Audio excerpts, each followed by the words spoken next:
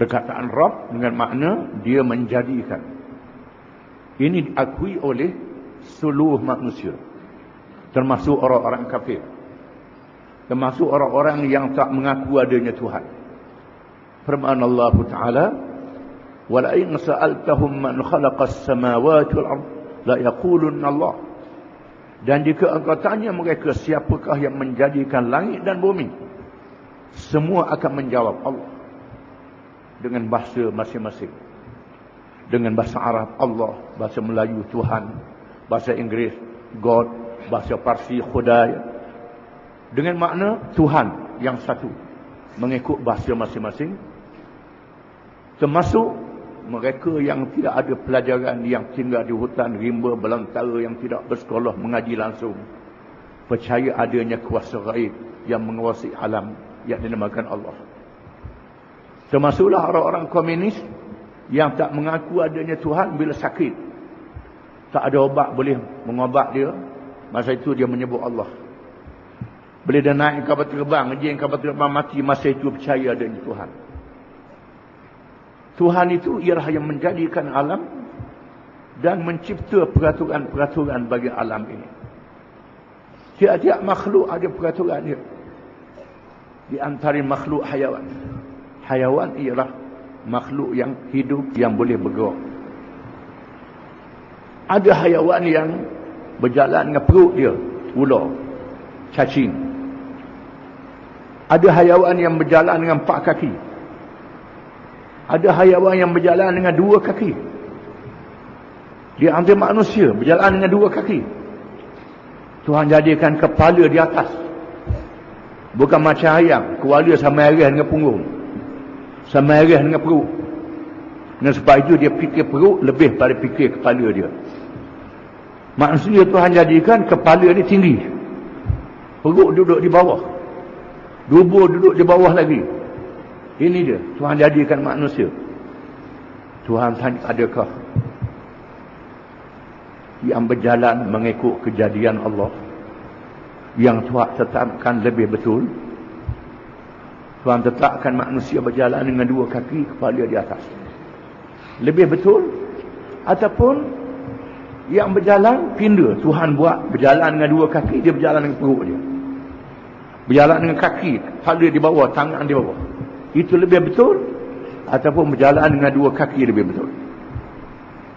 Di sinilah Allah mewajibkan manusia itu mengikut peraturan-peraturannya yang ada di dalam Al-Quranul Karim.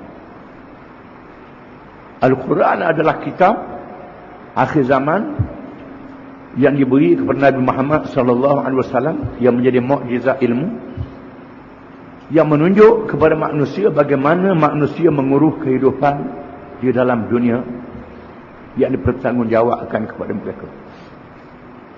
Sekiranya manusia pilih lain pada Quran, lain pada hukum halal dan haram yang dinyatakan oleh Allah, bermakna manusia meminda kejadian asal yang ditetapkan oleh Allah. Samalah dengan Tuhan suruh dia berjalan 2 kaki ke bawah, dia berjalan dengan kepala. Menunggunya betul ke? Tidak betul. Akan jadi punah, jadi rosak. Bila Tuhan mengatakan sebagai contoh, manusia kena tutup aurat. Tutup aurat, peraturan yang Tuhan buat kepada manusia. Orang lelaki ada aurat dia, orang perempuan ada aurat dia. Tiba-tiba kita buka aurat, selok kain, nampak paha, nampak lutut.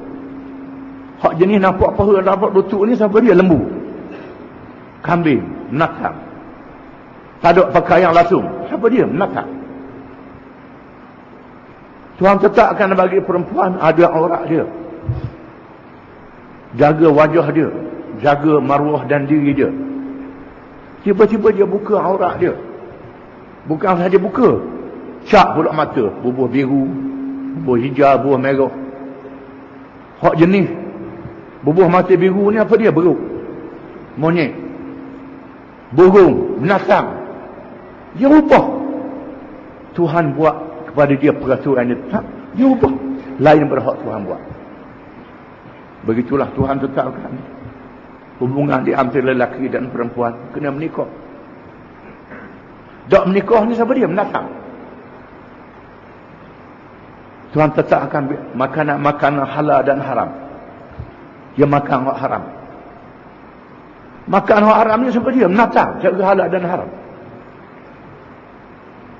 Tuhan haramkan riba, dia halalkan riba. Bahkan Tuhan jadikan geografi dunia ini dengan penyusunan yang sangat bijaksana yang kita tak mampu nak fikir. Tiap-tiap benua ada bangsa dia. Macam-macam bangsa.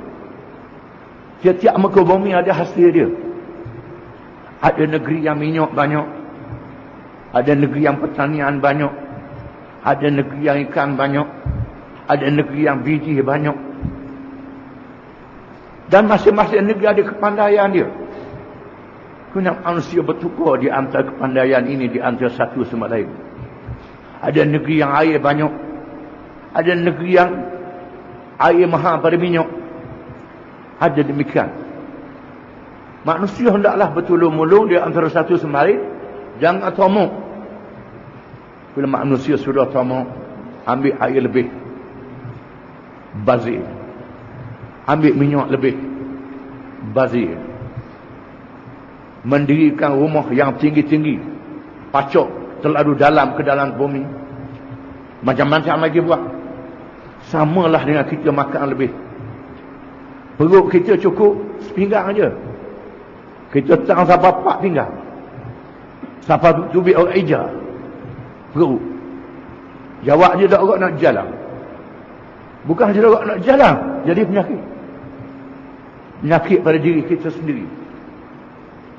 Puasa melatih kita supaya kita makan mengikut peraturan yang Tuhan tetap. Kita terlalu lapar sangat, bila buka makan mengikut qada yang patut dengan perut kita. Jika kita buka makan ikut rasa nak, jawab dia garik dok mayang, terawih ke hodok lagi, puasa saja mayang dok, akan jadi begitulah. Ini bila kita sudah mengikut peraturan kita sendiri, tolak peraturan yang Tuhan buat. Di sinilah Tuhan bandingkan mereka yang tolak Quran, tolak hukum Allah Ta'ala, samalah dengan mereka yang ubah kejadian dia sendiri. Tuhan suruh jalan dengan 2 kaki, dia jalan dengan kepala dia ke bawah. Jalan kepala ke bawah. Ini tak betul. Jadi menungengnya, tunggal langgar, punah rana habis. Begitulah rosaknya manusia bila mereka lari daripada peraturan-peraturan yang ditetapkan oleh Tuhan yang menjadikan dia